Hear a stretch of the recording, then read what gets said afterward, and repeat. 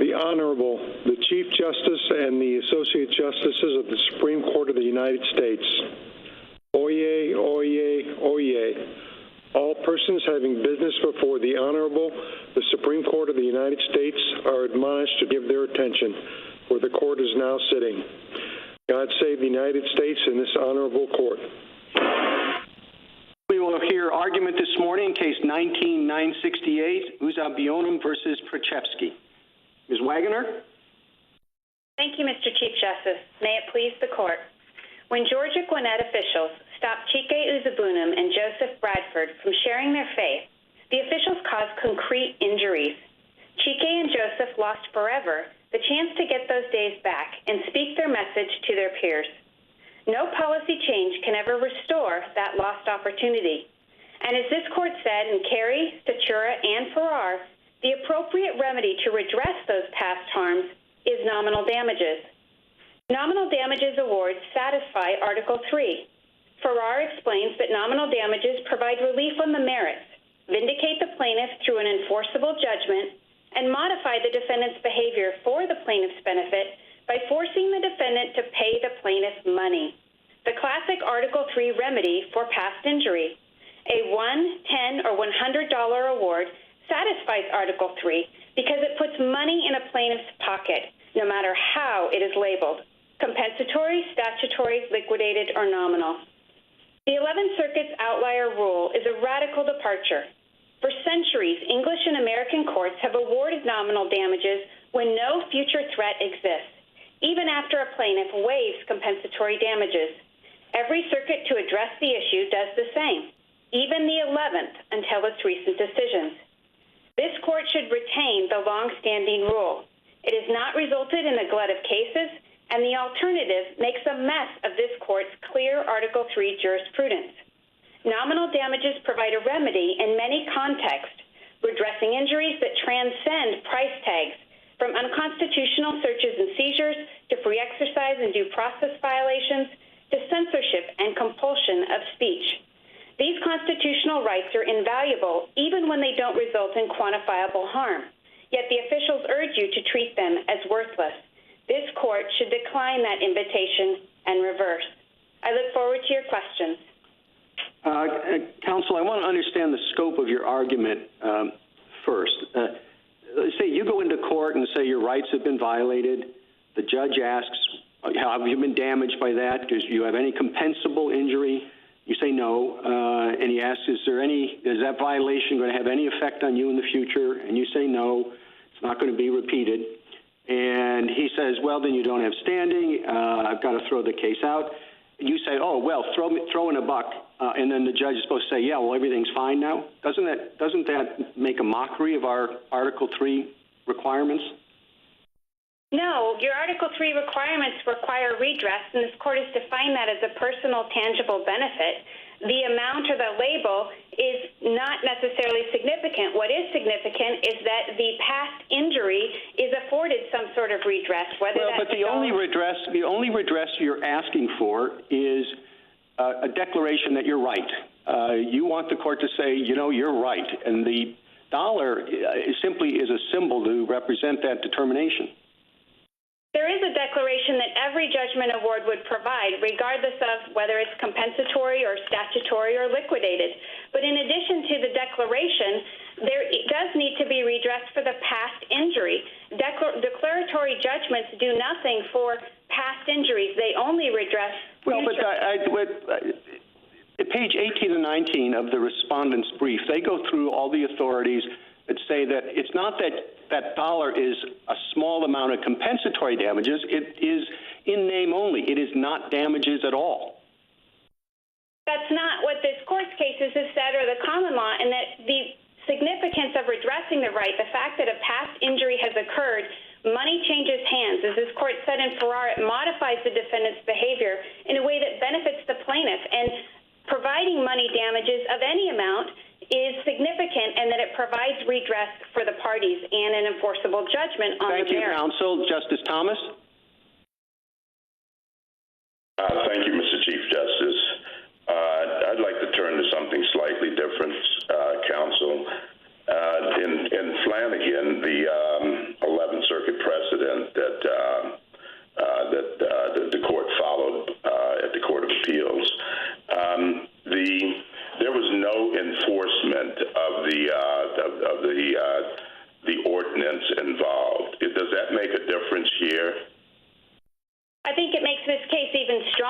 overturn the Flanagan's ruling, and I think that is a basis of distinction, although even Flanagan's departs sharply from the majority of circuits.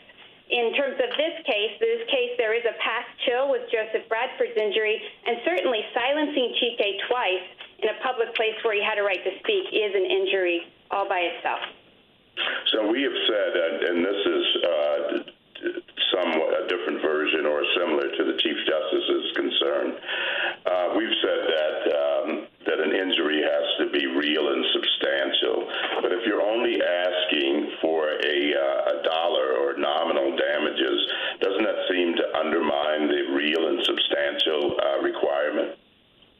I don't think so. Congress has held that under Section 1983, the vindication of civil rights is so significant that it did away with the amount in controversy, and this court has held that vindicating constitutional rights is of the highest importance, and that it is an injury in and of itself to have the government engage in misconduct and not redress that injury, no matter how insignificant the damage award might be.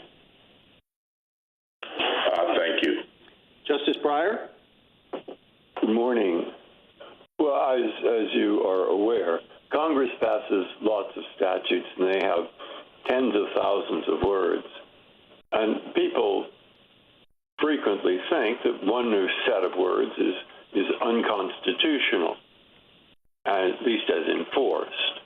We're not supposed to give advisory opinions. But if somebody comes in and the course of conduct under the statute or what they're going to follow, why is not going to be done anymore? It's the same question as the Chief's. Why isn't that just an advisory opinion? And you can say, well, he's hurt. All right, is Bradford hurt? I see the first part, the first plaintiff, but what about Bradford? Bradford is hurt. And in terms of the court filtering out cases that are frivolous or where there is an advisory opinion. No, not frivolous. If Bradford is hurt, who wouldn't be? That is, give me an example of a case where he says, this is unconstitutional. They think it could be applied to me.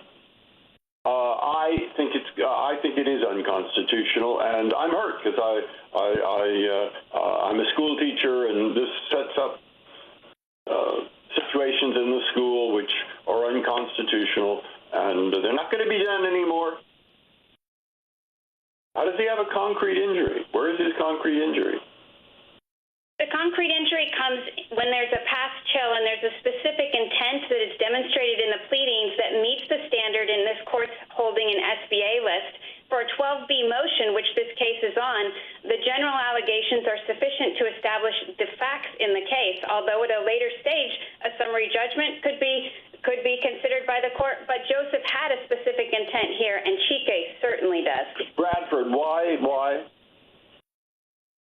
He had a specific intent to engage in the speech and to share his faith on the campus. He was made aware of how the school threatened Chike with discipline, and his speech was chilled because he didn't want to receive expulsion or suspension or some other form of discipline by engaging in these conversations. Justice Alito?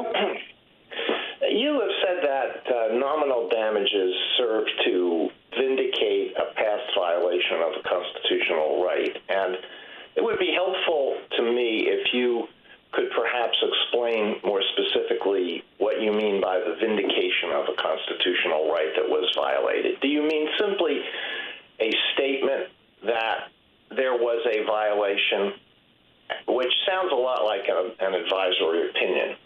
Or do you mean the award of some damages for a real concrete violation that can't be easily monetized? So if a person is told you cannot speak about a certain subject, and that's a violation of a constitutional right, there may not be any way to monetize the harm that is awarded to the person. But is the theory that nominal damages assign a certain monetary value to this harm that can't easily be quantified in monetary terms?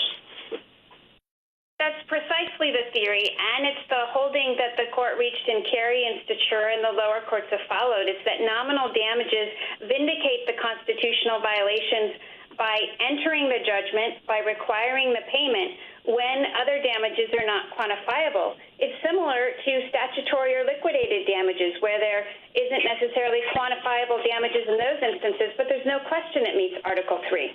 Well, then the challenge for you is to show that early English and American nominal damages cases were based on that theory. And the respondents say that they fall roughly into two categories: cases where nominal damages served as prospective relief from ongoing or future harms, and cases where they were merely a consolation prize for failing to prove compensatory damages. And very briefly, what would be your best case or your best cases to show that that's an incorrect understanding of the common law situation? There are hundreds of cases that demonstrate that, including Clifton versus Hooper, delayed writ executions, Burns versus Elrod, which involves false imprisonment, multiple cases involving missed train stops like Thompson versus New Orleans, as well as Doherty versus Munson, which involves illegal warrants. Justice Sotomayor? Counsel, the government, at page 30 of its brief, says that if a defendant moved for entry of judgment on a plaintiff's nominal damages claim, a district court, and I'm quoting them, should enter judgment on the basis of the defendant's concession alone without adjudicating the merits of the constitutional. Your reply brief didn't address that argument by the government directly. Do you think that's possible? And if it's not, why not? I believe it is your question related to whether entry of judgment would be on the merits? Well, that's the question. How about if the defendant deposits $1 in account payable to your client and the district court enters judgment on that basis? Would your claim then be moot? That was what the government was arguing. I believe that's an open question in this court following Campbell-Ewald. Certainly an offer in and of itself wouldn't be sufficient, but whether a tender would be sufficient is something this court hasn't decided. Well, if it's a tender, what would require that tender to be more than the compensable damage of $1? Would you require an admission of liability as well? And what in our case law would require that? Certainly a full tender of the relief that the plaintiff requested would involve a judgment that would be entered on behalf of the plaintiff, as well as the damages, reasonable attorney's fees, and costs. What the form of that judgment might look like seems to be in the judge's discretion. Neither party, I think, would have a right to insist on a disclaimer of an admission of liability, but that would be up to the district court's discretion. But I do think that's an issue this court should have briefing on to sharpen the issues in those instances. Finally, counsel, on the Bradford claim, there was never enforcement against him. So what was the injury? If the government doesn't know that he wants to speak and denies that opportunity, what's the injury? It may not be that his case is moot, but it may be that he hasn't suffered a First Amendment injury. That may well be. I think his injury was that his speech was chilled and he would satisfy this court's test and SBA list, but that isn't the issue that this court would need to decide today. I think that proves the point that injury in fact essentially ferrets out cases that may be advisory in nature or where a concrete and particularized harm hasn't been proven. Justice Kagan? Ms. Wagner, are you saying that nominal damages are a form of compensatory damages, or are you saying something else? No, they're not a form of compensatory damages, although I don't think that undermines the argument. I think that they are compensation in the sense that they are providing money to reflect the fact that damage has been done. But the amount of money, it pales in comparison to the harm. It's not that the dollar means so little. It's that the violation means so much. That's why we award the damages in those instances. And when you say that, how is it different from compensatory damages? Well, compensatory damages have to be proven with specificity at trial. They have to result in quantifiable harm. the value of free speech or the loss of procedural due process is nearly impossible to measure, as this court has held. And there are many reasons why plaintiffs may not want to assert compensatory damages, and those are very valid reasons. And at the common law, you could even waive compensatory damages and seek nominal. I guess I always thought that that our Article 3 requirements meant that people can't bring a suit for pure vindication alone, for just saying, you know what, I was right, you were wrong, for the psychic satisfaction that it gives to hear a court say that. And I guess I wonder, if this is not, by your own admission, compensatory damages, how is it that we're not in that world where the suit really is one for just a declaration that somebody else committed a wrong? Well, it is compensatory in that it's requiring a defendant to pay a plaintiff money, and that's currency. Chike can go out and buy a package of tracts for $10 or $20. Certainly, in that sense, it is. But I think the overall purpose is that because we can't measure how harmful a violation of speech is or how harmful an unreasonable search and seizure is, we want to ensure that some redress is provided in that to the plaintiff for the past injury, and damages do that. Thank you. Justice Gorsuch. Good morning, counsel. Your friends on the other side suggest that very little would be lost if we required more than nominal damages for standing. They point out that your client initially had a compensatory damages claim as part of this lawsuit. Why aren't they right? Perhaps your client has scruples against seeking more than $1, and others might as well, but why should the law care about that? For several reasons. First of all, there are many plaintiffs who would be victims of government misconduct that may not be able to demonstrate compensable damages. In Chike's case, our argument was that he could because he drove to campus. But think of a student who didn't drive to campus and who couldn't quantify that harm. Well, presumably they'd have bus fare, or they could ask for the time that it took them to walk and some sort of compensation for that. We have very imaginative lawyers. One thing the country doesn't lack for is imaginative lawyers with imaginative damages theories. Well, I would think that would be of some concern to the court, that we would be creating a rule urging plaintiffs and their counsel to make up damages that they neither want nor need nor think they should qualify for, when the government's rationale for changing this rule is that they believe it would be too costly, when really it will lead to protracted litigation. And unreasonable search and seizure cases, for example, in Knock and Announce, Justice Breyer recognized in Hudson that those are all nominal damages cases because it's so difficult to prove one-off violations in quantifiable ways. Thank you. Justice Kavanaugh. Thank you, Chief Justice. Good morning, Ms. Wagner. I want to pick up on Justice Sotomayor's questions and try to figure out what's really at stake on this issue. Judge Jacobs in the Second Circuit opinion in Amato and Judge Henry in the Tenth Circuit opinion in Utah Animal Rights, their separate opinions, both suggested, as the government does here, that there's not much at stake because a defendant can always surrender to the judgment on the nominal damages claims when no other claims remain, and the district court simply enters judgment without adjudicating the merits. Justice Sotomayor asked you this, but I want to probe deeper on the answer. Isn't that exactly right? I don't think that it's right in the sense that there isn't much at stake for someone like Chike who was silenced on his campus, or someone subject to an unlawful knock and announce, or a graduation speaker. No, my question's really, aren't Judge Jacobs and Judge Henry and the Solicitor General here correct that the defendant can surrender the judgment on the nominal damages claim when no other claims remain, and the district court enters judgment without adjudicating the merits? Isn't that correct?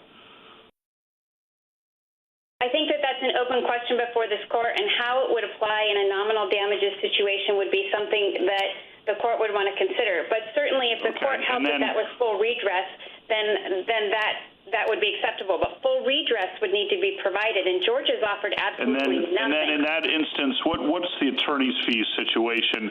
Because that may be what's really at stake here. What's the attorney's fees situation in your view with a successful nominal damages claim?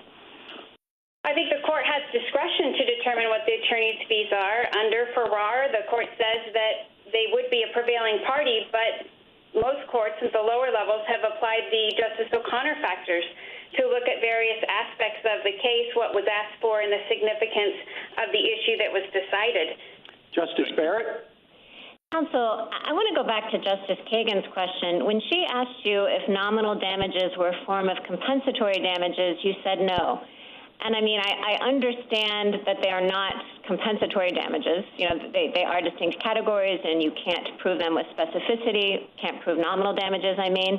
But I would have thought that your argument depended on nominal damages being retrospective. I took your argument to be that they were compensation for an hard to quantify or impossible to quantify harm.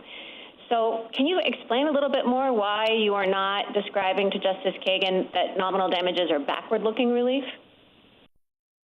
All damages are backward-looking relief, and I think in terms of the compensatory nature of the damages, they're compensatory in that they're redressing a harm that has occurred. They're the same pedigree as compensatory damages as well as statutory or liquidated damages. So it is your position that they are compensating for an unquantifiable harm? Absolutely. As this court articulated in Carey and Statura, it's just that it's not a quantifiable harm, and so that's the distinction I was making. Okay, now I want to go back to your colloquy with Justice Breyer, and he was talking to you about Bradford's claim and asking why that wouldn't be moot. Can you identify any situation in which a case would be moot if the plaintiff also sought nominal damages? Putting aside Bradford's particular one, is there any case that would be moot if nominal damages were attached? No, this court has held that damages can't be mooted, but prospective relief can be mooted. But that doesn't mean that everyone who asserts a nominal damages claim would prevail. There are many reasons why a nominal damages claim may not move forward. Why not? Because you can always come up, I mean, you were coming up with reasons why Bradford might have suffered some damage. It's then hard to conceive of any suit that sought prospective relief, like a declaratory judgment or injunctive relief, that had a tag-along claim for nominal damages that could survive. Sorry, I mean, that would be mooted. Well, that's true if there's a past injury, first of all, and not everyone who seeks prospective relief even has a past injury. It also assumes that there's a cause of action and a defendant amenable to those things. So while damages can't be mooted... Thank you, counsel. My time is up. A minute to wrap up, counsel. Thank you, Your Honor. In terms of the courts being flooded, this court, in terms of the true concern about courts being flooded with frivolous claims for relief, protracted litigation, or avoiding a drain on government resources, the longstanding rule is the rule that best resolves those concerns. Injury, in fact, ensures that cases and controversies involving concrete harms, and they're not made up. They're not made up claims. There's no one that contests the injury in this case. And the majority rule is consistent with Carey and Statura. It hasn't led to a flood of claims, but instead provides remedies for victims who are subject to discriminatory stop and frisks, or prisoners who can't need kosher meals. And the Prison Litigation Reform Act doesn't even allow compensation in those situations. Nominal damages is the only resolution. And it fosters a quicker and fairer resolution because the government can't roll the dice and then say never mind at the end of the case when the odds switch. Thank you, counsel. Mr. Mupan. Mr. Chief Justice, and may it please the court. Petitioners suffered an unquestionable Article III injury when respondents censored their speech, and petitioners seek the paradigmatic type of Article III redress for that past injury, a tangible award of money. That the amount of money is nominal is immaterial to whether an Article III case or controversy exists. Recognizing that the deprivation of a personal right is generally not harmless, common law courts have long awarded nominal damages as partial redress, and Congress incorporated that practice in Section 1983. Respondents' position would not just break from history and tradition, but create confusion in the law.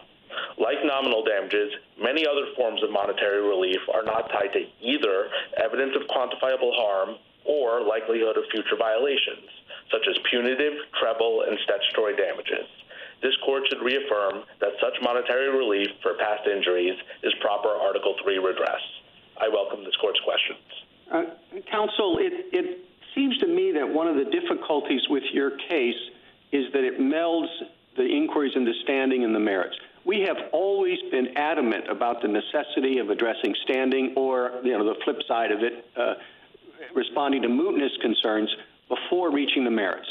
But if you have a case where there's no compensable damages, there's no concern about future injury, no repetition, and all that's on the books assume nominal damages as in name only, is a ruling on the merits, then the standing inquiry and the merits inquiry are precisely the same.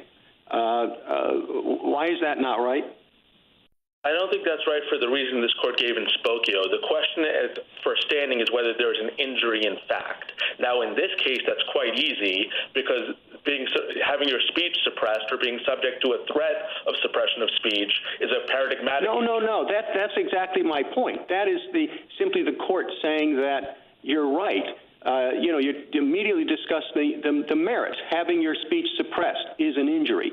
What we always do is look for standing first. Okay, you say something bad has happened to you. How have you been injured? What gives you the right to come into federal court? I don't think you can answer your injury question without saying this is the resolution of the merits, and that violates the principle that standing and the absence of mootness are issues that have to be addressed before the merits. No, I don't think so, Your Honor, because it might be that the suppression of speech is permissible under the First Amendment, but the point is that the plaintiff wasn't able to speak. They were not able to engage in certain speech. That is an injury in fact.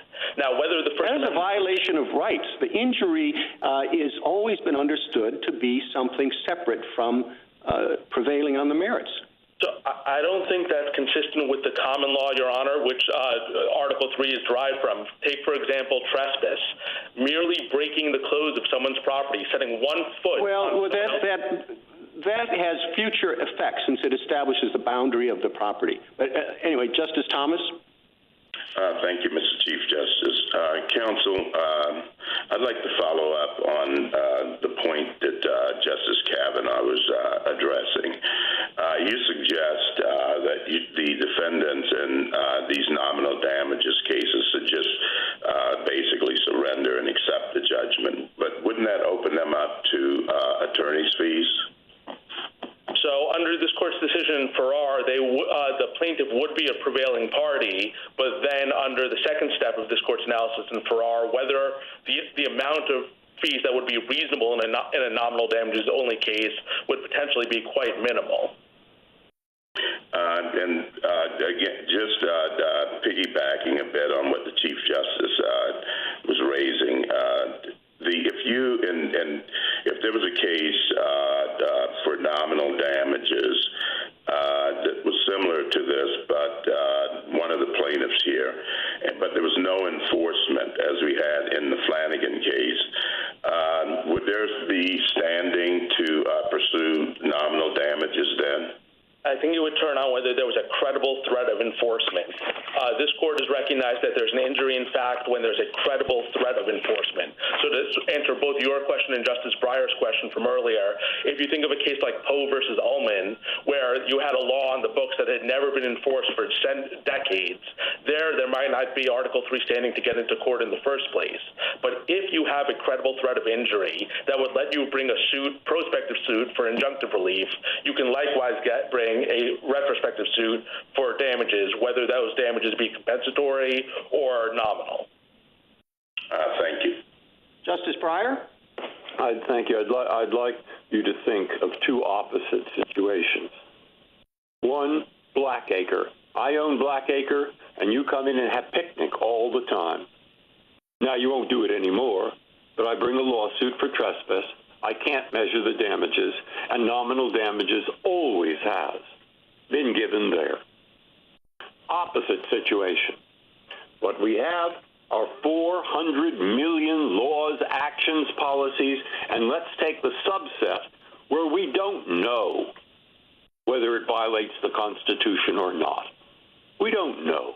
Border case.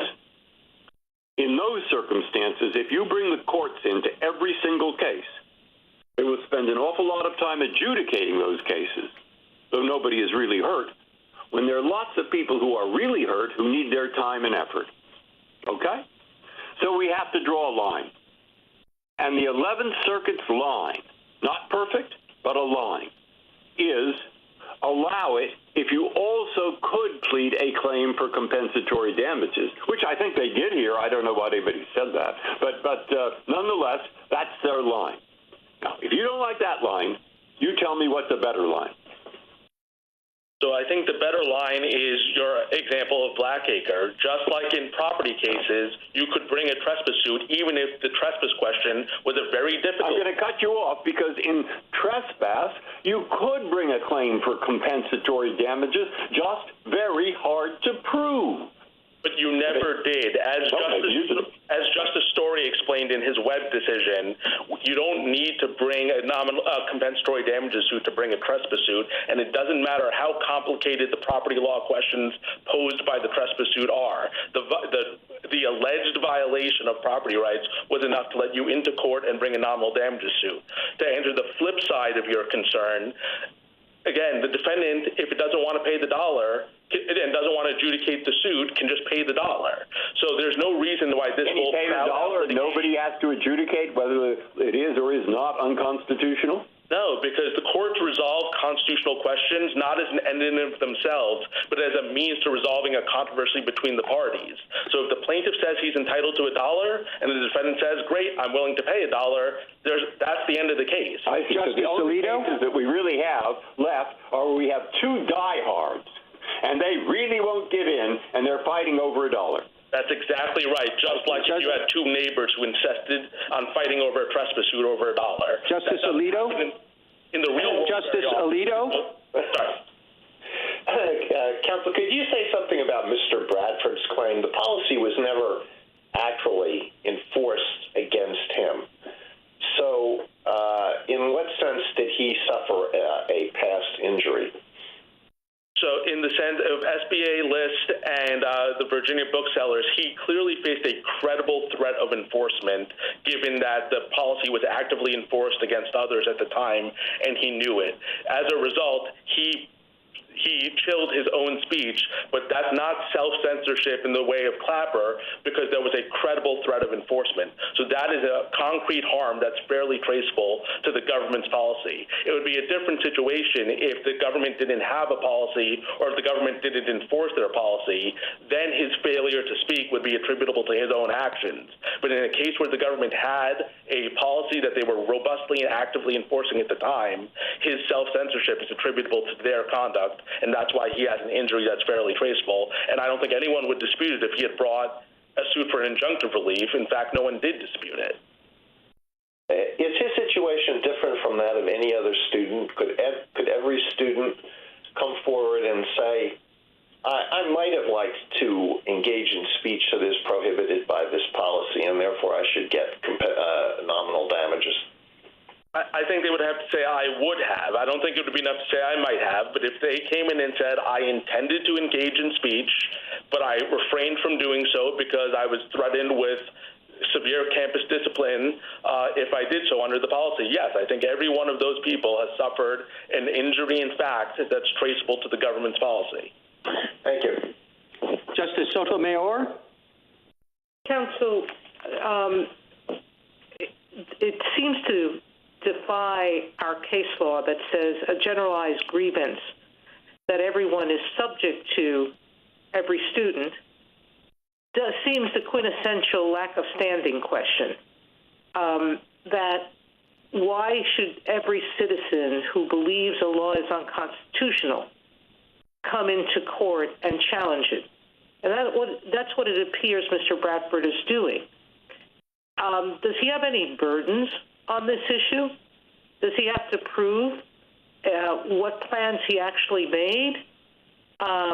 when he developed this plan, et cetera, I'm a little lost as to how someone can just walk into court and say, that chilled me from speaking, and that would be enough. So I guess 2 points, Your Honor. The first is it's not a generalized grievance precisely because he has to make the sort of allegations you just talked about. So if someone was on a college campus and never had any intention of engaging in any of this speech, that person How do you prove a negative? Meaning, you look at what a person does, not what they say they wanted to do. Well, so no. How do you read a person's mind?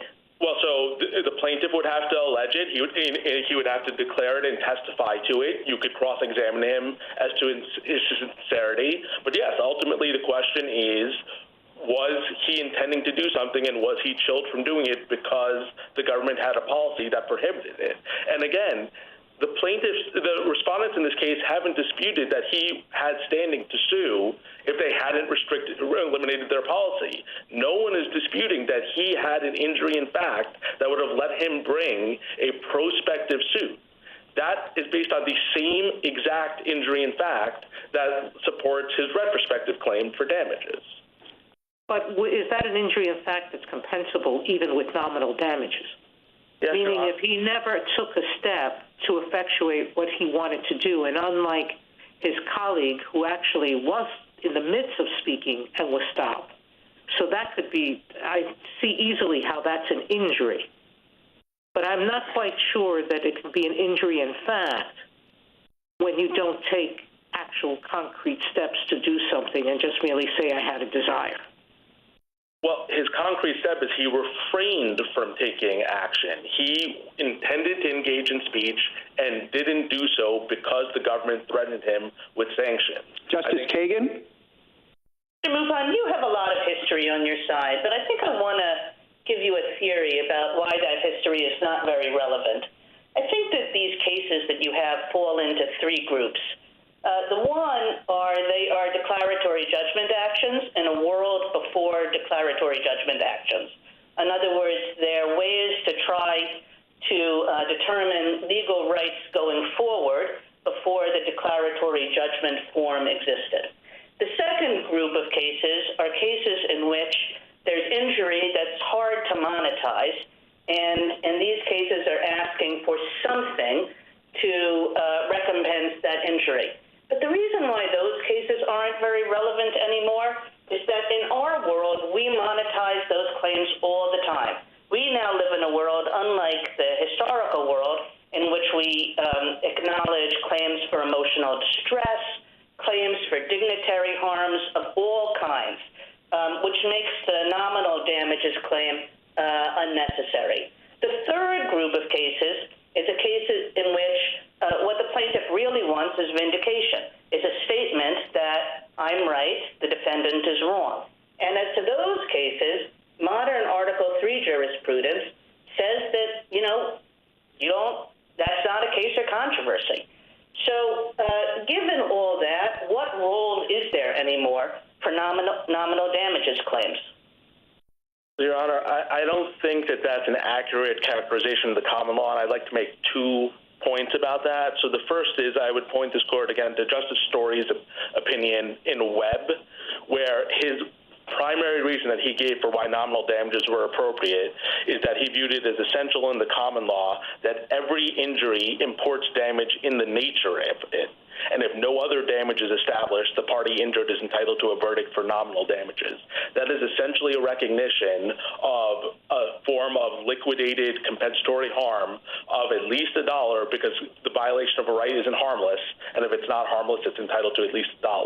He then went on to say a fortiori, if there's a risk of future harm, that would support nominal damages. But I think the critical point to recognize is the likelihood of a future trespass or a future assault or a future mistrain. None of that future likelihood would become close to meeting the Article III requirements we have today of likelihood of future injury. Thank you.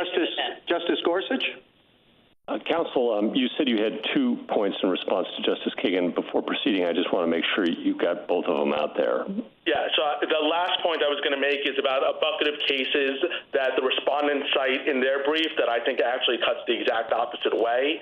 There are a series of cases they cited at pages 34 to 35 of their brief where common law courts, appellate courts, said it was harmless error to not have awarded nominal damages precisely because there wasn't the likelihood of future harm. The respondents emphasized harmless, but the real key is that error. The appellate court there recognized it was error not to award nominal damages even though there was no likelihood of future harm. So I think that very clearly demonstrates that the common law courts were not viewing nominal damages as some sort of proto-declaratory judgment. They recognized it for exactly what Justice Story said it was. It was a recognition that every injury imports damage in the nature of it.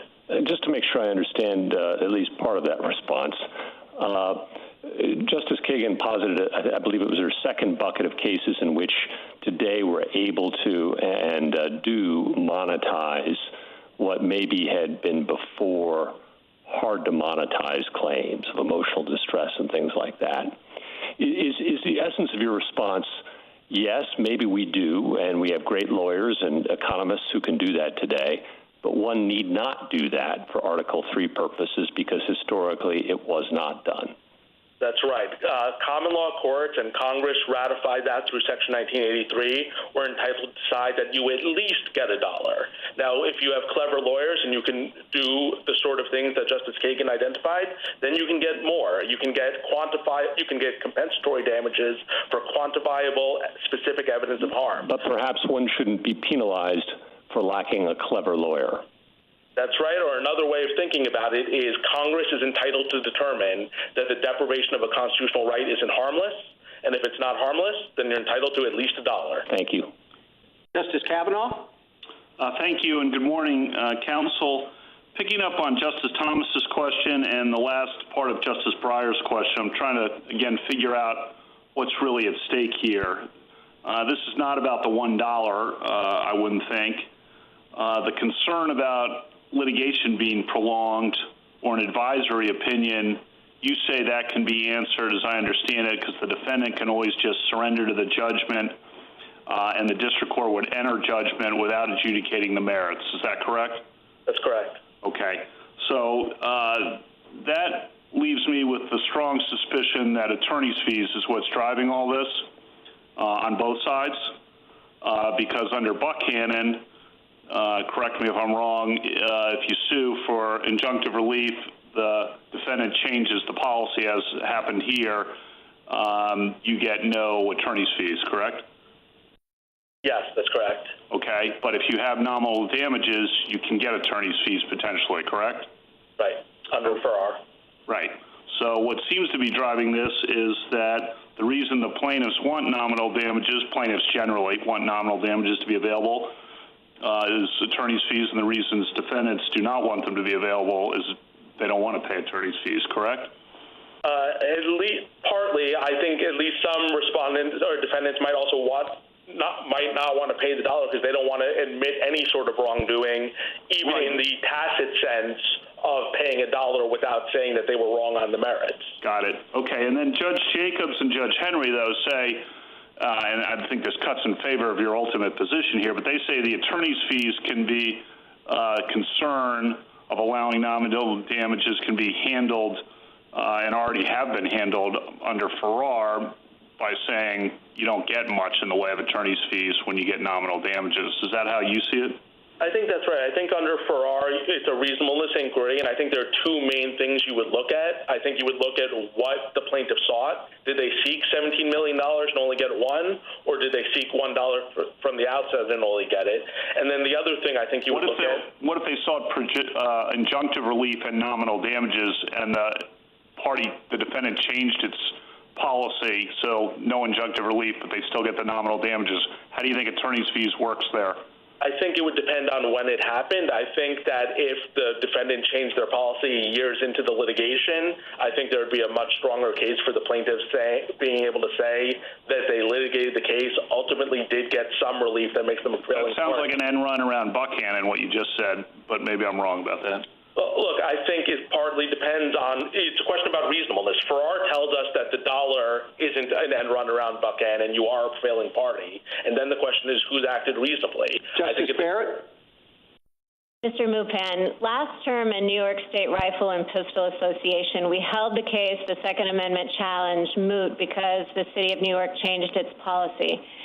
Was that then really just kind of a technicality? If the Pistol Association had sought nominal damages, would that case have had to come out the other way under your theory? Yes, I think if they had always had a live nominal damages claim in a case like that, once you were already at the appellate court, there would have been a live claim, and they wouldn't have been able to just say, oh, we'll pay the dollar. Under this court's decision in Young, which we cited in our brief, an appellate court's ability to just accept a concession like that is different from a district court. Okay, well, then let me circle back to some of the questions that various of my colleagues were pressing Ms. Wagoner on. You know, Justice Breyer, and then I asked this question. We're trying to get Ms. Wagoner to identify any case that would ever be moot under your theory so long as nominal damages were sought. Another way of getting at that point is, you know, the majority of circuits do accept your theory and say that that nominal damages can keep a case live, or put differently, that seeking nominal damages, a plaintiff would have standing to seek nominal damages alone. So in that majority of circuits that follow the rule that you want us to adopt, do cases moot out? They do, but I think the primary reason they do is there are a set of cases where nominal damages just aren't available. The most obvious for us, being the federal government, isn't subject to nominal damages, and lots of other statutes besides 1983 don't authorize nominal damages. But if nominal damages are otherwise legally available, then it would be difficult for a suit to moot out if nominal damages were sought. But with the one caveat that as a practical matter, lots of people aren't going to keep litigating a case just over nominal damages, especially given Farrar's rule about the reasonableness of attorney's fees. So as a practical matter, a lot of these cases will moot out, even if as a legal matter, they don't. Thank you. Mr. Mupan? So I'd just like to make one last point, which I think is a pretty important one, which is there are lots of types of monetary relief that are neither dealing with future harm nor based on quantifiable evidence of past harm. Punitive damages, statutory damages, treble damages. All of those would seem to violate under Article 3 under respondent's theory, but all of those are unquestionably permissible. I think the solution that for why all of those are permissible shows why nominal damages are permissible too. It is that monetary relief has traditionally been recognized as a proper form of redress for past injury in fact, and that simple rule is sufficient to rule for the petitioners here. Thank you, counsel. General Pinson. Thank you, Mr. Chief Justice, and may it please the Court. At bottom, the question whether nominal damages resist mootness in a case like this one reduces to the question whether nominal damages redress past injuries. When there's no longer any threat that a plaintiff's injury will recur in the future, a case is saved from mootness only if the court could still give the plaintiff something that redresses what's now a purely past injury. But nominal damages do not fit that bill. Generally, past injuries are redressed through compensation, but both modern and historical authorities agree that nominal damages aren't compensation. Unlike other kinds of damages, the law affirmatively strips nominal damages of that role. They're an indeterminate and trivial sum precisely because they're given as a symbol that although the plaintiff proved a legal violation, they're entitled to exactly zero compensation for it. That means nominal damages can't serve as independent redress for purely past injuries. And the body of common law bears that out. It's full of cases awarding nominal damages when giving them could establish or protect the plaintiff's legal rights going forward, or when they're a symbolic gesture given after a plaintiff failed to prove compensable injury for a legal violation. But petitioners haven't cited a single common law case that decided the merits of a legal claim where a plaintiff had sought only nominal damages and awarding them couldn't affect the plaintiff's ongoing legal rights or interests. Without a working theory for how nominal damages can actually redress past injuries or historical evidence for that claim, the conclusion has to be that they aren't retrospective relief that saves the case from mootness when there's no longer a threat of continuing injury. I welcome this court's questions. Counsel, is your position that nominal damages are never sufficient on their own to establish standing or prevent mootness? In other words, from sort of under our modern jurisprudence, there should be no such thing as nominal damages? That's not our position, and that's because at common law, nominal damages were available in the same role as what you would normally see a declaratory judgment claim brought today when it concerns the legality of past conduct. So our test would be whether the nominal damages could redress a continuing present adverse effect on a plaintiff's legal rights or interests. So they can redress continuing. Yeah, well then today you're saying that, or under today's legal regime, that if you ask for nominal damages, you're really just asking for a declaratory judgment. And if there's some reason a declaratory judgment is not available, then the nominal damages are not sufficient. In other words, it's just using the wrong label for the type of action you're bringing. I could envision a case where nominal damages might have a separate role because they aren't discretionary, like equitable remedies, but generally that's correct, Your Honor. Joseph Story's name has been bandied about a little bit. What is your answer to his position? Sure, and it's this Webb case that my colleagues on the other side have referred to, and there's 2 points there.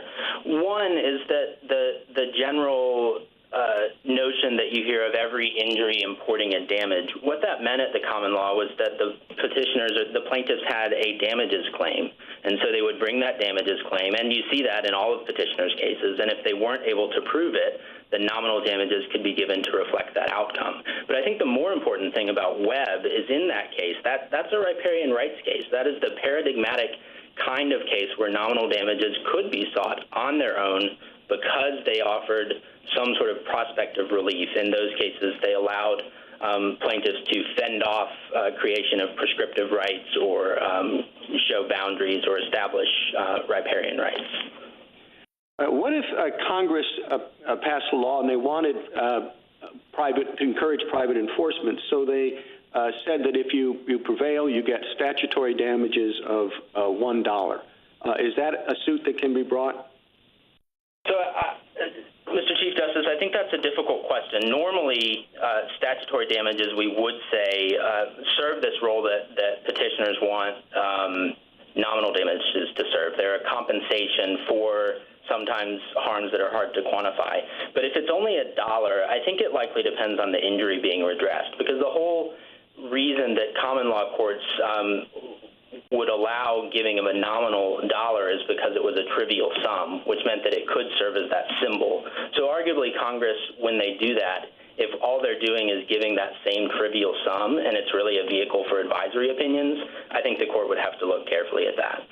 Well, I mean, is your answer the same with the allegation that, for the gas, that it took the drive the 3 blocks to the campus or something like that? Would you say that's just too small? No, a different answer there, because that's compensatory damages, whatever the amount, are recognized as relief of a past injury. That was true at common law, even when the amount of damages were small, and it's true today in this court's decisions like scrap. I think it's only in the circumstances where the damages being given are the specific nominal damages remedy or something that's sort of trying to do that by some other means that you run into the problem of not having any sort of compensation for a past harm. Justice Thomas? Thank you, Mr. Chief Justice.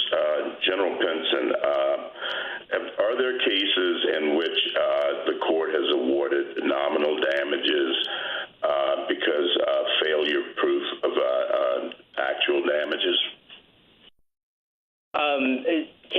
Cases of this court, I think, at least the court said in cases like Carey and Statura that at the end of a case that nominal damages could be awarded, and Farrar did the same thing. So why would there be standing in a case like that? You have standing in a case like that because compensatory damages claim allowed the court to decide the case. And I understand the potential resistance to that, right, that you need standing for each separate claim of relief. The answer is that at the common law, these claims were not pled in the alternative. The claim that allowed the plaintiffs to seek relief was a damages claim. If they stated a legal injury, they got it imported a damage, and they got that claim. That would allow the court to adjudicate the merits. And then the nominal damages awarded if they weren't able to prove substantial damages was just a symbolic gesture. It reflected the outcome and allowed the court to give costs. But courts said over and over that it wasn't actually compensating anything. Well, that seems to be at war with the existence of standing, though, don't you think? It is, again, if you treat that as a separate claim for relief, that's an understandable response. And all I can say is that at the common law, those courts didn't treat it like that, and they didn't treat it as giving any separate relief. They treated it as an outcome or a symbol for that outcome. So it's bound up with that damages claim in a way that allowed the courts to give it. In this case, at the 11th Circuit, the Court of Appeals seemed to dispose of this simply with Flanagan, by citing Flanagan's. And I don't quite understand why that case should cover this case where there was actual enforcement here, but no enforcement in Flanagan's. So Flanagan's, you're correct that in Flanagan's there was no actual enforcement. Our position is that the enforcement or not does not matter, because even if there was enforcement and what the plaintiffs are seeking is redress for a past injury, nominal damages aren't the answer to that. So you could view the decision below as a slight extension of Flanagan's if you view Flanagan's as turning on the lack of enforcement. But in our view, our position doesn't change, and we would say that neither case presented a justiciable controversy. Did the Court of Appeals say that, make the same point that you're making? Both in Flanagan's and the Court of Appeals applying Flanagan's below make the point that nominal damages do not redress past harm. That's the basis for Flanagan's, and it's the basis for the decisions that Flanagan's relied on, like Judge McConnell's important concurrence in Utah Animal Rights Coalition. Thank you. Justice Breyer?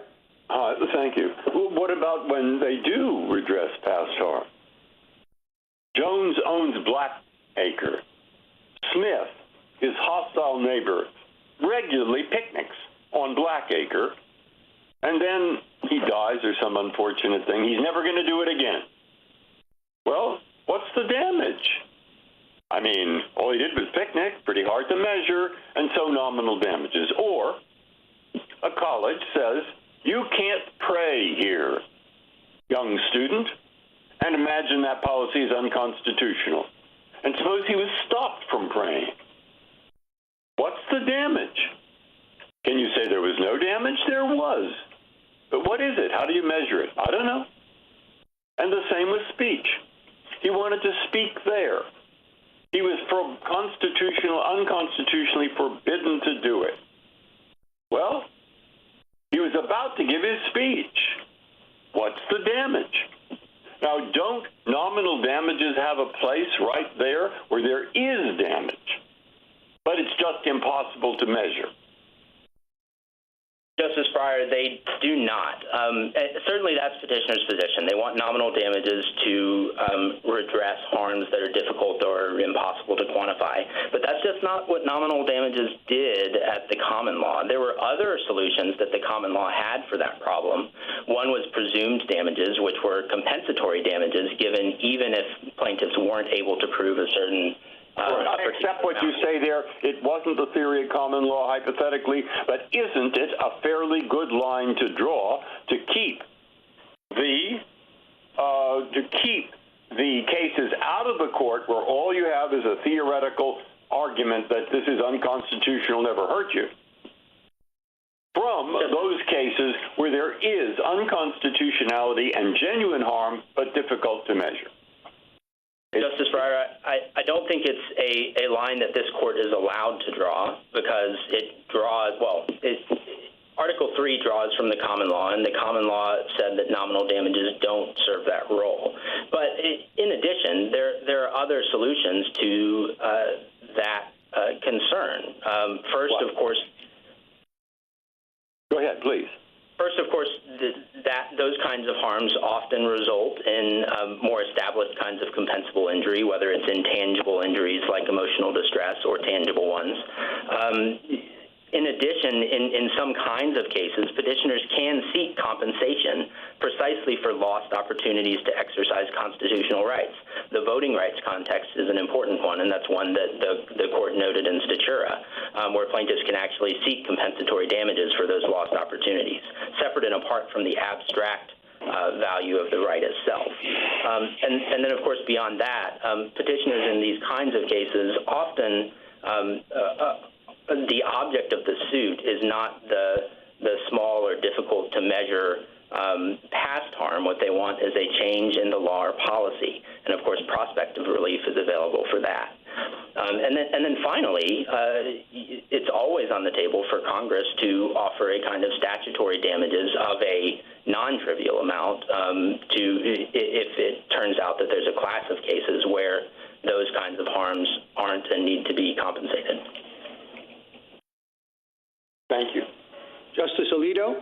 Well, let me pick up exactly where you left off. So let's say Congress amends 1983. It says whenever a violation of the First Amendment is proven a past violation, the plaintiff shall be awarded statutory damages of $1. You would say there is no standing there because that sum is too low. Is that right? Justice Alito, again, I think that's a difficult question, and I think it's difficult because you have two different common law analogs that you have to try to square. The first analog is that at the common law, too, you had statutory damages, and those plaintiffs could seek statutory damages alone, and they had standing to do that. Those were compensation often for kinds of harms that either were very easy to assign a value to or very hard. But then you also had nominal damages, and the reason nominal damages worked in their symbolic role at common law is because they were trivial. So when Congress assigns that trivial amount to quote-unquote statutory damages, I think you have to look hard at it to know whether it's actually something giving compensation or not. In the case your answer, to cut to the chase, your answer is that that when there is injury in fact, and there must be injury in fact, statutory damages cannot be awarded unless they can reasonably be regarded as a quantification, a monetization of the amount of the harm. Is that it? Justice Alito, I don't think they have to precisely quantify the harm, and in fact, well, what if it's $10? What if it's not $1? What if it's $10? I think it's a hard line drawing problem. Well, that's why I'm asking the question, because I need help with this hard line drawing problem. Right, and Justice Alito, again, what I'd say is I think if you can reasonably say that that's compensation, even if it's partial compensation or compensation for difficult to prove injuries, then that provides Article 3 redress. And I think that should be the presumption. I think it's only when you get down to that very small level, maybe $1 or below, because that's where we assign nominal damages today, that you get into the problem with Congress possibly trying an end around this court's standing doctrine. All right, another question. Is it necessary for a plaintiff to have standing with respect to every form of relief that the plaintiff seeks in a complaint? It is. That's the court's rule in Town of Chester and other cases. So if we agree with you here, I don't quite see how nominal damages could ever be awarded. Justice Alito, I think there are two ways. First, their principal purpose at common law, of course, was nominal damages awarded to establish a right, so they would still serve that role here. But what I gather you're getting at is the sort of secondary role where you have a compensatory damages claim that fails before the end of the case. And the answer there is, one, that's what common law courts did. We see that over and over, that they didn't treat nominal damages as a separate claim of relief, but just reflecting the outcome. And then second, I think it gets to what we're really getting at by asking this question. We know that common law courts did that. The plaintiffs say that it shows, therefore, that they compensated past harm. But the common law courts say that they didn't do that. Well, you're relying very heavily on the common law. Do you want us just to apply the common law rule?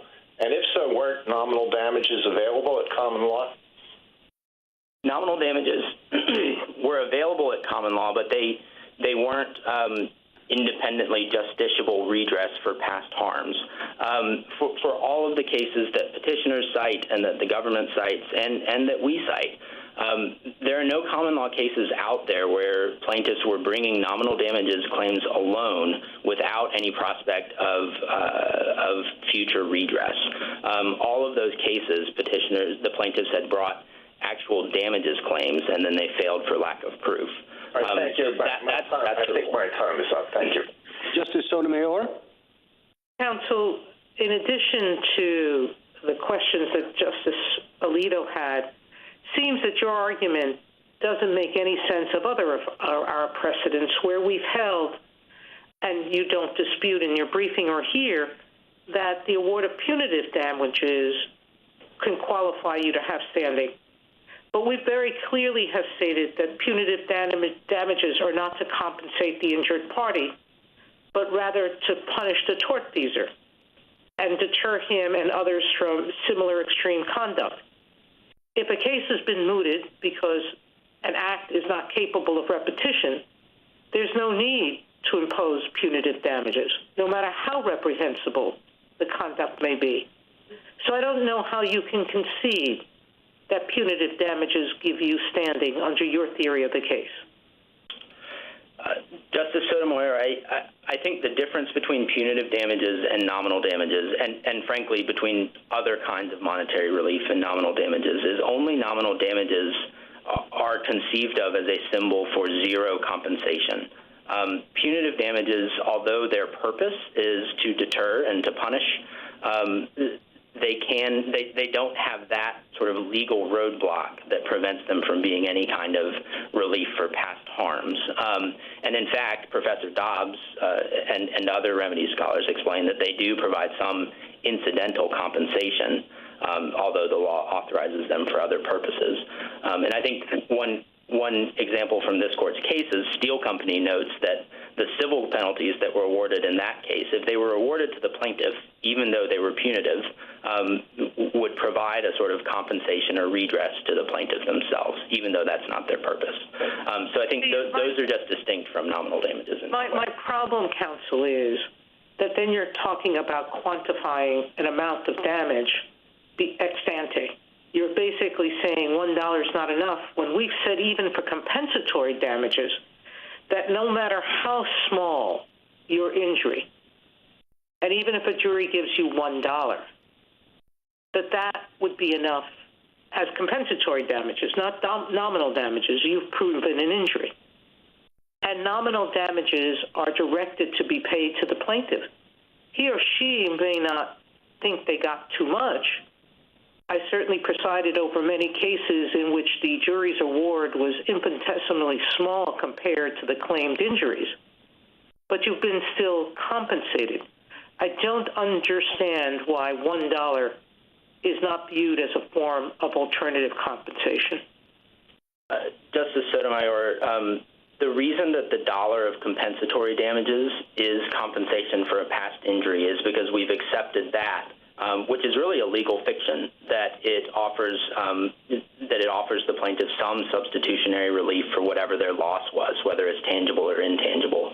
The problem is that, again, nominal damages at common law weren't conceived of in that way. A chorus of commentators and cases say that they aren't compensation, but they're symbolic only. McCormick on damages says they're in no sense compensation.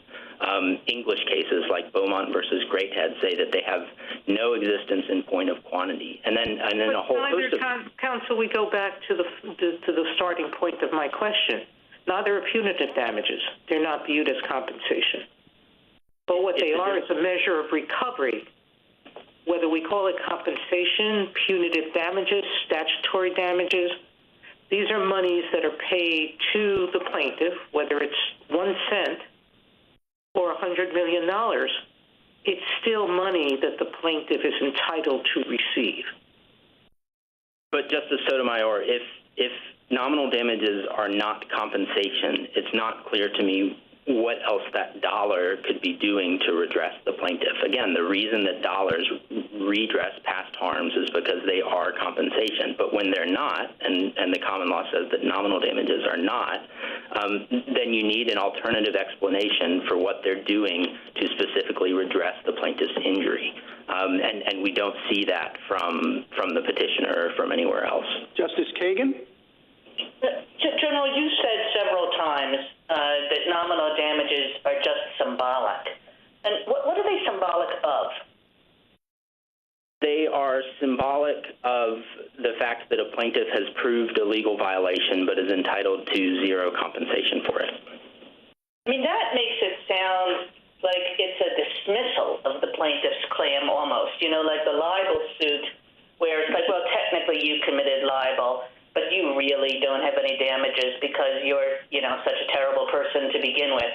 But that's not mostly what we're dealing with here. I mean, I would have thought that most of these suits that we're talking about are suits where the dollar is actually symbolic of your winning, of vindication, not of nothingness.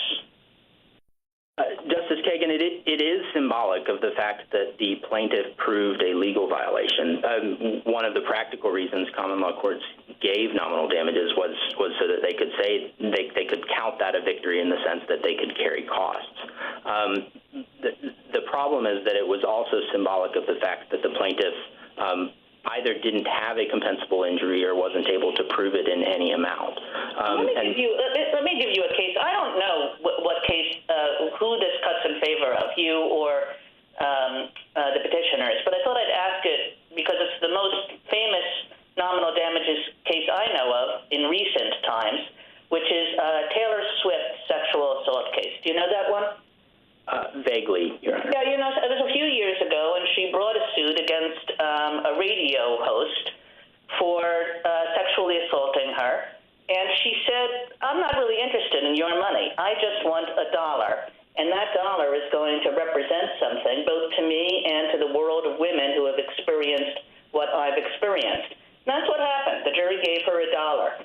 And it was unquestionable physical harm. But she just asked for this $1 to say that she had been harmed. Why not?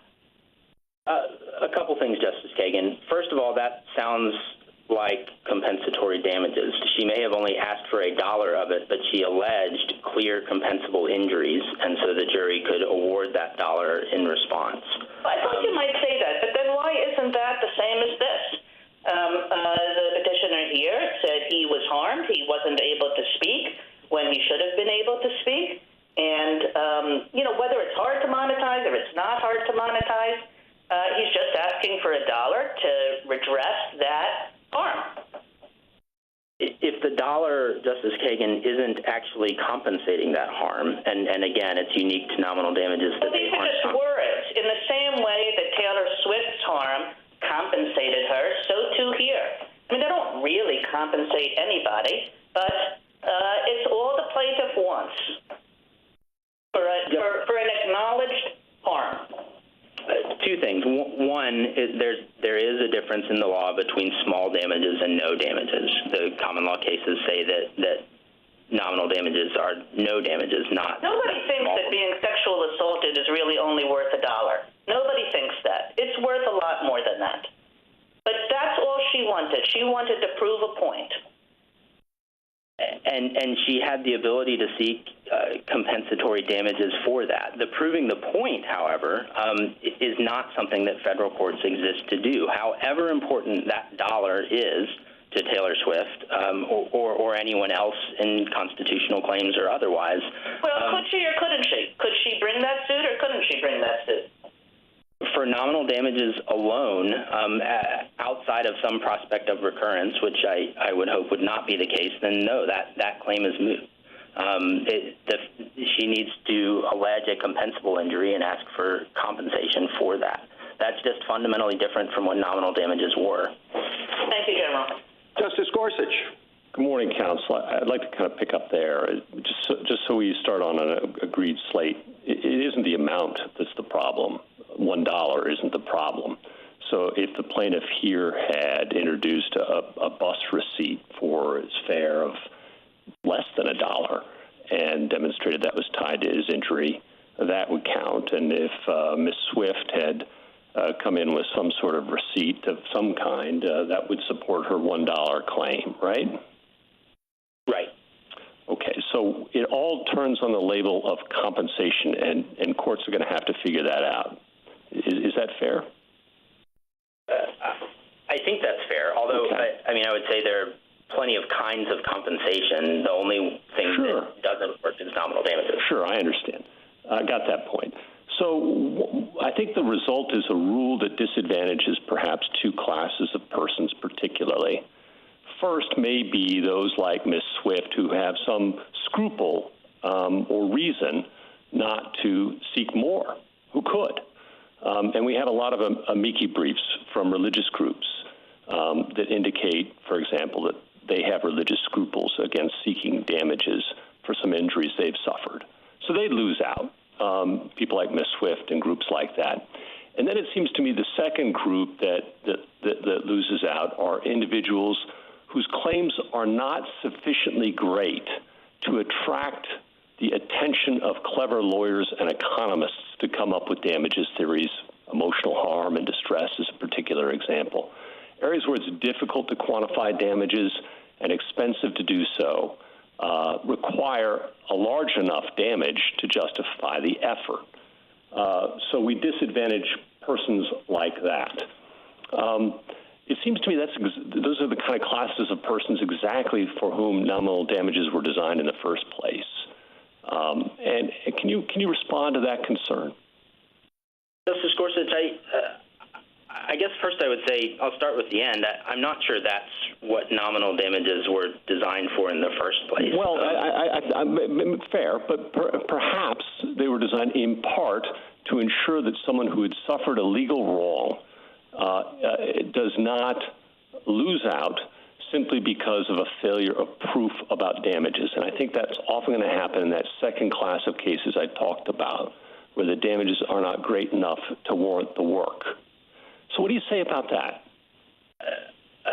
Again, Justice Gorsuch, and I guess going back to my colloquy with Justice Breyer, I think there are lots of ways that those plaintiffs could still seek compensatory damages, and maybe it's a little bit of extra work, but I'm not sure it's a great deal. It just requires us to think about the established kinds of damages that you can get as a result of violations of those particular legal rights. Adding an emotional distress claim if a plaintiff has a reasonable basis in fact for that claim is not, I think, so heavy a lift that you're going to cut out plaintiffs from court. The other thing I'd say is that I'm not sure why nominal damages is a satisfactory solution if that's the concern. After all, it is a trivial sum. And if what the plaintiffs are after is not the dollar, but having the court tell them that their rights have been violated, again, that's not what federal courts exist to do. Thank you. One last question I'd like to squeeze in quickly. You'd agree that in those cases where we have the bus receipt showing 25 cents or less than $1, the attorney's fees problem recurs. So you're going to have attorney's fees in those cases. So that can't be a good reason not to allow those fees, right? I agree that attorney's fees would be available if compensatory damages are awarded. Sure. Thank you. Justice Kavanaugh? Thank you, and good morning, Mr. Pinson.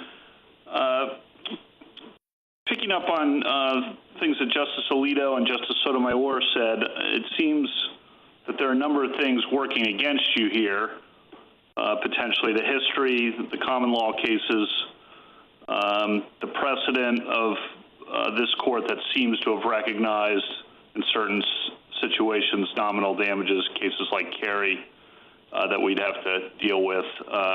The line drawing problem that Justice Alito raised, in other words, how do we distinguish potential statutes Congress might enact that awarded $1 or that kind of statutory damages? And Justice Sotomayor asked about various forms of damages too, so we'd have a line drawing.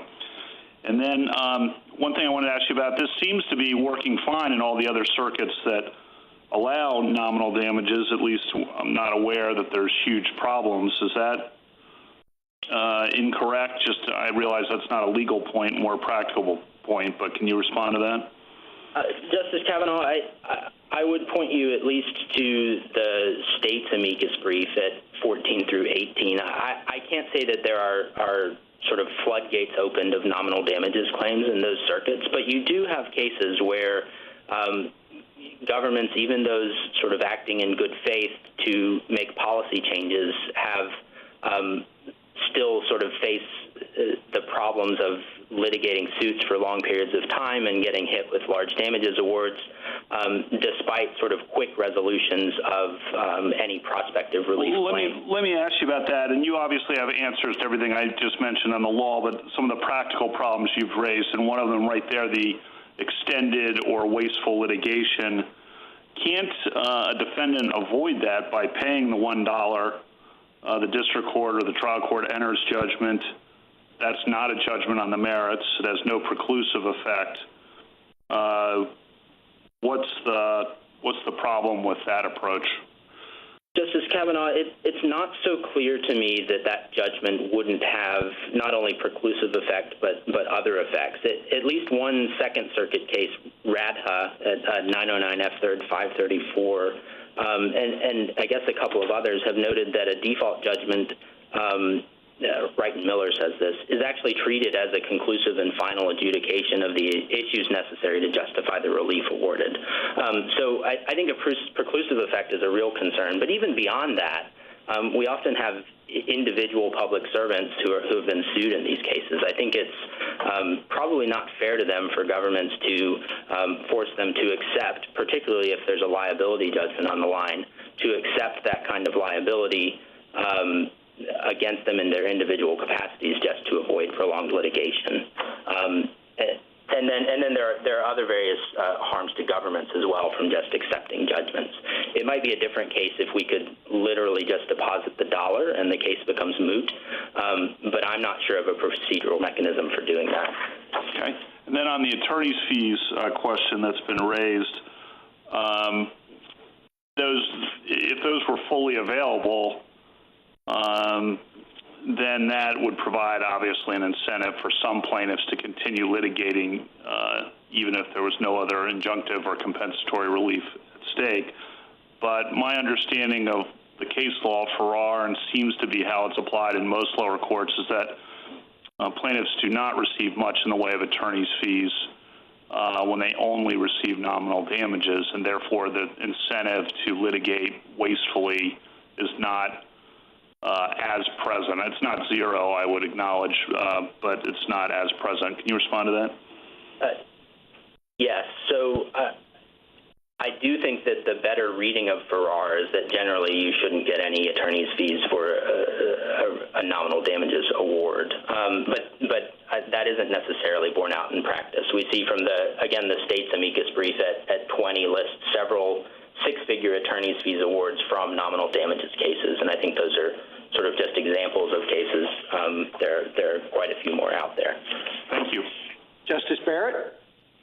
Counsel, I understood in your briefing you to make 2 points about why nominal damages are insufficient under Article 3. One being they're the prospective, not retrospective point. These are really declaratory judgments. And then the other focusing on the amount and saying the very trivial amount shows that these really can't be compensatory. But it seems to me that in your responses to Justice Alito's questions, Justice Kagan's questions, Justice Gorsuch's questions, you've kind of gone back and forth on the triviality of the money point.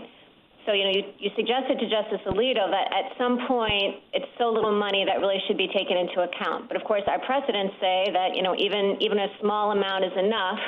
And so in the Taylor Swift example or in Justice Gorsuch's bus fare example, I heard you, at least I took you to concede that even a very trivial amount would constitute a compensatory injury under Article 3.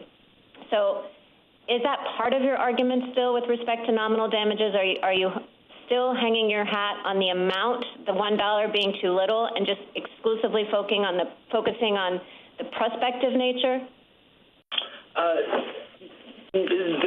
The trivial nature of the award, Justice Barrett, matters only because that was the way that the common law set nominal damages as a symbol. And so my response to Justice Alito reflected that what if Congress is really doing is setting a trivial amount so that it serves as a symbol but doesn't offer any compensation, that would be different.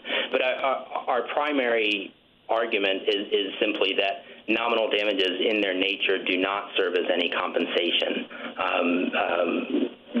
regardless of whether the court decides in a given case to give a dollar or not. So what does the money have to do with it? Are we trying to figure out, Justice Kagan's question suggested that really what Taylor Swift wanted was, vindication of the moral right, the legal right that sexual assault is reprehensible and wrong. Are we looking at the motivation for the suit? So could nominal damages actually be compensatory for one person but not for another? No, I don't think that's right, Justice Barrett. The nominal damages dollar isn't compensation in any sense. The difference, I guess, is that, again, in those cases where vindication is sought, that's just not enough, right? So it doesn't matter what their motivation is. Vindication under Steel Company and other cases is not Article 3 redress because it doesn't address any injury. Oh, go ahead. I'm sorry. I was just going to say, so those are the two aspects. Those are really the two big things that nominal damages do. There's the dollar and there's the vindication. The dollar, common law cases say, doesn't compensate, and vindication isn't enough by itself. So what is the effect of your argument on the very, very many consumer protection statutes we have, like the Telephone Consumer Protection Act or the Fair Debt Collection Practices Act? I think in those cases, statutory damages, we might think of them, let's say it's $100, but you also get attorney's fees, as about vindicating, a right and having a deterrent effect on, the industry. If Congress reduced that amount of statutory damages down to $1, I don't see why it's any different. So would this call into question whether those causes of action really are unconstitutional under Article 3 in many cases? Under the Telephone Consumer Protection Act, you get a couple annoying texts. That's pretty slight. As a statutory damage, if you seek statutory damages, are you seeking anything other than to vindicate? Is that compensatory? Justice Barrett, I think it is, and the last example you gave, I think, is a helpful one. But if the injury at issue is a slight injury, then a slight amount of damages would still be viewed as, or we should presume that it's still compensatory damages when it's given as statutory damages. So I don't think there's any problem with those. But the petitioners here haven't suffered such a slight injury? Well, I wouldn't say that it's a slight injury. I think the problem for petitioners is that the injury they've alleged is not one susceptible to proof. And again, so you can seek the damages for receiving a couple annoying texts, but not for having your First Amendment rights violated. You can't seek nominal damages for the bare violation of First Amendment rights. You can seek compensatory damages. A minute to wrap up, counsel. I'll end with 2 quick points. First, I want to stress that the way that this case was resolved is a good thing. Litigation prompted college officials to review their policies and just 10 weeks later to revise them in a way that maximized and respected First Amendment rights on campus, not just for petitioners, but for all students. And it even led to an enduring statewide policy change for every public college in Georgia. That kind of early out-of-court resolution should be encouraged, and keeping nominal damages in their limited historical role does that, while still allowing existing mootness doctrine to guard against bad faith or strategic mooting. And then second, whatever the policy implications, this case comes down to what kinds of cases Article 3 allows federal courts to resolve. Article 3 takes its court cues from common law practice, and the common law made clear over and over that it's just wrong to think of nominal damages as a small amount of compensation. That means nominal damages can't save a case from mootness when changed circumstances relieve any threat of future injuries. This court should affirm the judgment below. Thank you. Thank you, counsel. Ms. Wagoner? Thank you, Mr. Chief Justice. 4 points in response. First, to return to first principles. Partial redress is still redress. This court has held that rule over and over again. When money changes hands, that is a tangible benefit for Article 3 purposes. Several justices have raised questions as to what the purpose of nominal damages are. Symbolic has come to mind.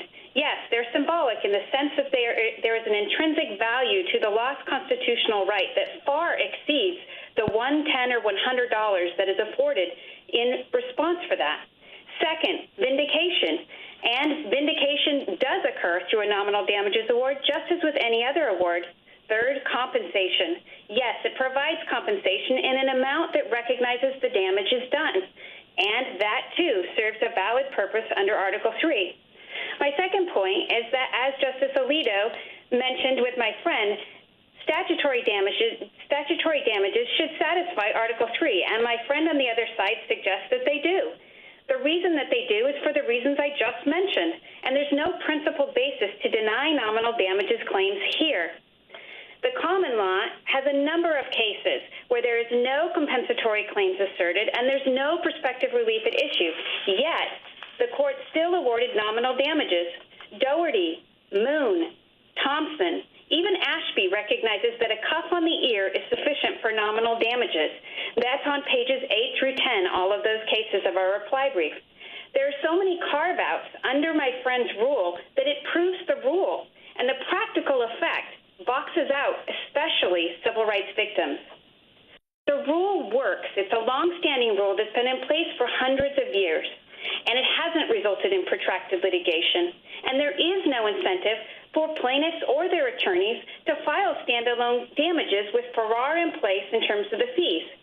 But a word about the fees. Section 1988 and 1983 and this court have held that it's critical to not only the plaintiffs that are losing their civil rights and injured in these actions, but it's critical to our nation, and it's a noble purpose to vindicate those constitutional rights. A change of the rule here leaves victims that have serious constitutional injuries unredressed out in the cold. It also forces victims to reveal intrusive information, as in Flanagan's, or about their mental health records, or churches who have scruples about asserting compensatory damages to prove those damages, and instead of limiting the litigation, it actually expands it, complicates it, and actually causes more liability for the government. In closing, in 2013, Georgia Gwinnett officials knew that this rule was unconstitutional. They received a letter telling Chike that he was silenced not only violated his rights, but it results in the government walking away from past harms that they caused. This is a solution that is in search of a problem, but a reversal actually creates the problem. Thank you. Thank you, counsel. The case is submitted. The Honorable Court is now adjourned until tomorrow at 10 o'clock.